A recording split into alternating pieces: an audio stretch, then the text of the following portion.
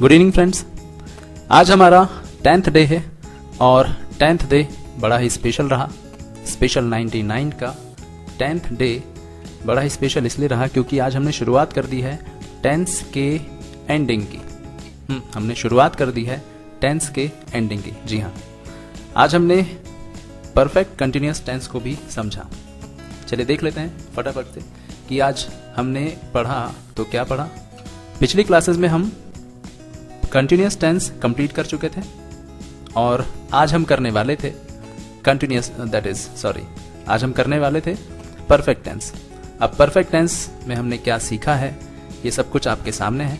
चलिए शुरू करते हैं इसकी video summary. Now perfect tense क्या होता है? इसमें सब्जेक्ट के द्वारा किए जा रहे कार्य पूरे होने का पता चलता है।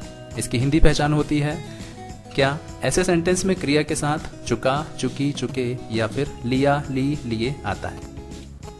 अब इसकी इंग्लिश आइडेंटिटी क्या होगी? इंग्लिश आइडेंटिटी है वर्ब का थर्ड फॉर्म। अब आते हैं हम परफेक्ट के बाद प्रेजेंट परफेक्ट, पास्ट परफेक्ट और फ्यूचर परफेक्ट में। पहले हम देखते हैं प्रेजेंट परफेक्ट टेंस में इसकी पहचान क्या होती है। चुका हूं, चुके हो, चुके हैं, चुका है, चुकी है। ये किस तरह से बताया मैंने?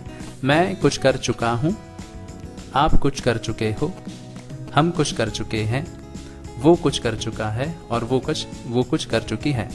ध्यान दीजिए, हम लोग जो हैं वो लोकल एरिया में इस तरह के सेंटेंस बोलते हैं कि मैंने खाना खा लिया, बोलते हैं मैंने खाना खा लिया है या फिर मैंने खाना खा लिया, इतना भी बोलते हैं। मैंने खाना खा ली, हम लोगों ने खाना खा लिए। इस तरह के सेंटेंस की ये हिंदी पहचान है। हम इस तरह के सेंटेंसेस यूज करते हैं। चुका है, चुकी है बहुत कम बोलते हैं, तो ध्यान रखिएगा। लिया, ली, लिए, इस तरह के सेंटेंस जहां पर भी आए वो प्रेजेंट परफेक्ट है। इसके बाद लिया के बाद, लिया, ली, लिए के बाद है, हूं, है, इस तरह के वर्ड भी आने चाहिए, तब वो प्रेजेंट परफेक्ट है, अदरवाइज वो सिर्फ परफेक्ट है। इंग्लिश में इसकी पहचान देख लेते हैं। हेल्पिंग वर्ब होती है हैव और हैज। नेगेटिव सेंटेंस बनाना है तो हेल्पिंग वर्ब के बाद आपको नॉट लगाना होता है। और हाँ, इसकी खास पहचान क्या है? वर्ब का थर्ड फॉर्म। सेंटेंसेस देखते हैं। मैं स्कूल जा चुका हूं तो आई हैव, वर्ब का third form, gone to school. Negative, I have not gone to school. अब हिंदी में इसको कैसे कहेंगे? हिंदी में कहेंगे मैं स्कूल नहीं गया हूं।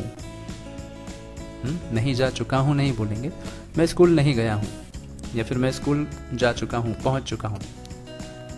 देखिए, हिंदी में अफर्मेटिव सेंटेंस और नेगेटिव सेंटेंस को हम उस तरह से बिल्कुल नहीं बोलते जैसे इंग्लिश में लिखा जाता है। हिंदी में कुछ और ही सेंटेंस बोलते हैं, तो ध्यान रखिए ट्रांसलेशन करते समय आप सेंटेंस की मीनिंग को ध्यान में रखें। ये नहीं कि हिंदी में जो भी बोला जा रहा है उठा करके कॉपी कर दिया, इंग्लिश में पेस्ट कर दिया। नहीं, ऐसा नहीं होता। हिंदी के सेंटेंस की मीनिंग समझिए और फिर इंग्लिश में उस टेंस में सेंटेंस बनाइए। आगे देखते हैं। मैं सो चुकी हूं तो आई हैव स्लेप्ट। वो इधर आ चुका है, he has come. Come verb का थर्ड फॉर्म है, come, came, come. He has come here. Mummy खाना बना चुकी है, मम्मी हैज कुक्ड फूड। आगे देखिए, पापा ऑफिस जा चुके हैं तो पापा हैज गॉन टू ऑफिस। हम लूडो खेल चुके हैं, वी हैव प्लेड लूडो। उन लोग मैच देख चुके हैं, दे हैव वॉच्ड मैच। बारिश हो चुकी है, it has rained. Second last देखिए, चिड़िया उड़ चुकी है, bird has flown. Flown, fly का थर्ड फॉर्म। बच्चे फूल तोड़ चुके हैं तो children have plucked flowers. Flower है ना, एक फूल तो फ्लावर, एक से ज्यादा तो फ्लावर्स। नाउ ये हो गया प्रेजेंट परफेक्ट टेंस। अब आते हैं पास्ट परफेक्ट टेंस में। इसमें हिंदी पहचान क्या होगी? सेंटेंस के लास्ट में हिंदी में आएगा चुका था, चुकी थी, चुके थे, या फिर कर लिया था, ली थी, लिए थे। ठीक, ध्यान रखिए, हमें वर्ब यानी एक्शन के पूरे होने पर ध्यान देना है हिंदी सेंटेंसेस में। उसके बाद इंग्लिश में बनाएंगे। हेल्पिंग वर्ब होती है हैड। नेगेटिव सेंटेंस में वापस हेल्पिंग वर्ब के बाद नॉट। आगे देखिए, किसान खेत में काम कर चुका था या फिर किसान ने खेत में काम किया था। ये देखिए पास्ट सिंपल, ऐसा लग रहा है कि पास्ट सिंपल है, मगर उसके बाद अगर था, थी, थे आया तो समझ जाइए ये कौन सा टेंस हो गया? ये परफेक्ट टेंस हो गया। ये पास्ट और ये बन गया पास्ट परफेक्ट। किया था, या कर लिया था, ऐसा भी हो सकता है। तो farmer had worked in field, farmer had not worked in field, किसान ने खेत में काम नहीं किया था, ऐसा बन जाएगा। नाउ नेक्स्ट है कुत्ता भौंक चुका था, तो डॉग हैड बार्क्ड, बिल्ली म्याऊ म्याऊ कर चुकी थी, कैट हैड डन म्योइंग। देन मैं लिख चुकी थी, आई हैड रिटन, वो दूध उबाल चुका था, ही हैड बॉइल्ड मिल्क, हवा चल चुकी थी, विंड हैड ब्लोन, वो पानी भर चुकी थी, शी हैड फिल्ड वाटर। चलिए आगे देखते हैं फ्यूचर परफेक्ट टेंस, इसमें क्या होता है। फ्यूचर परफेक्ट टेंस में हिंदी की पहचान है कुछ कर चुके होंगे, तो मैं कुछ कर चुका हूँगा, आप कुछ कर चुके होंगे, हम कुछ कर चुके होंगे, वो कुछ कर चुका होगा, वो कुछ कर चुकी होगी, साथ में इसमें लेगा, लेगी, लेंगे, इस तरह के वर्ड मिलते हैं। ठीक, जैसे कि हम काम कर लेंगे, 10 बजे तक हम काम कर लेंगे, इसका मतलब क्या है कि 10 बजे तक आप काम कंप्लीट कर चुके होंगे। देखिएगा हेल्पिंग वर्ब लगती है will have, shall have. Negative में क्या होगा, हेल्पिंग वर्ब के बाद नॉट, वर्ब का थर्ड फॉर्म। भैया चाय पी चुके होंगे या भैया चाय पी लेंगे, माइंड में ज़रूर आपके टाइम चल रहा है कि इस समय तक, सुबह तक, 2 बजे तक, है ना, इस तरह का माइंड में चल रहा होता है कि ये काम कंप्लीट हो चुका होगा। भैया चाय पी चुके होंगे तो भैया विल हैव टेकन टी, या फिर हैड भी बोल सकते हैं। सर पढ़ा चुके होंगे, सर विल हैव टॉट। हवाई जहाज उड़ चुका होगा, हवाई जहाज उड़ चुका होगा। Aeroplane will have phloem. ठीक, नाउ आंटी सफाई कर चुकी होगी, aunty will have done cleaning. दीदी टहल चुकी होगी तो दीदी विल हैव वॉक्ड, या फिर दीदी विल हैव फिनिश्ड वॉकिंग। चल चुकी होगी, चलना खत्म कर दी होगी, इस तरह से भी बोल सकते हैं। आगे देखिए परफेक्ट टेंस यहाँ पर खत्म होता है और हम अब आते हैं परफेक्ट कंटिन्यूअस टेंस में।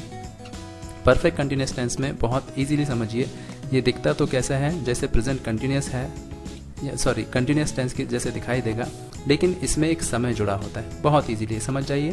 प्रेजेंट कंटिन्यूअस में जो एक्शन है अगर वो किसी समय से शुरू है और अभी भी चल रहा है तो समझ जाइए वो कंटिन्यूअस नहीं है, वो परफेक्ट कंटिन्यूअस है।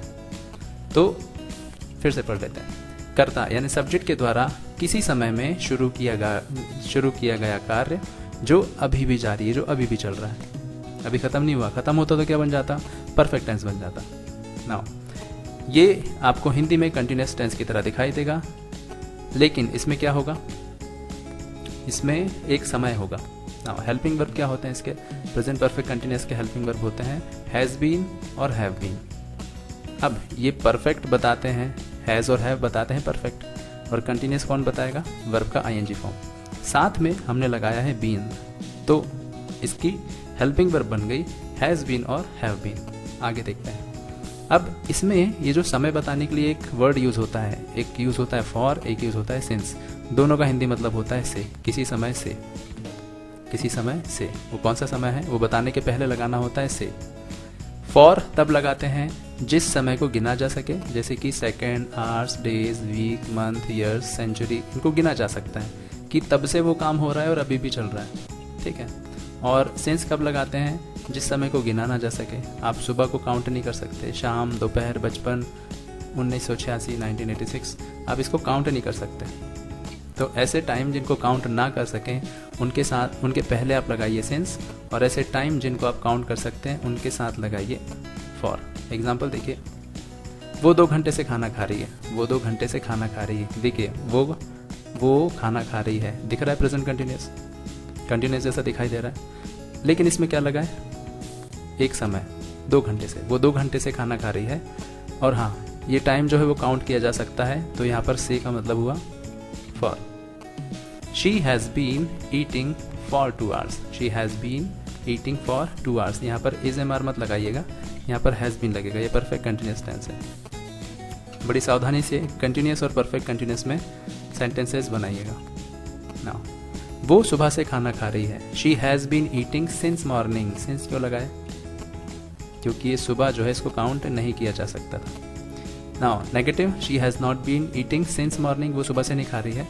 हम एक आवर से स्टडी कर रहे हैं, हम 1 घंटे से पढ़ाई कर रहे हैं, तो we have been studying for 1 hour।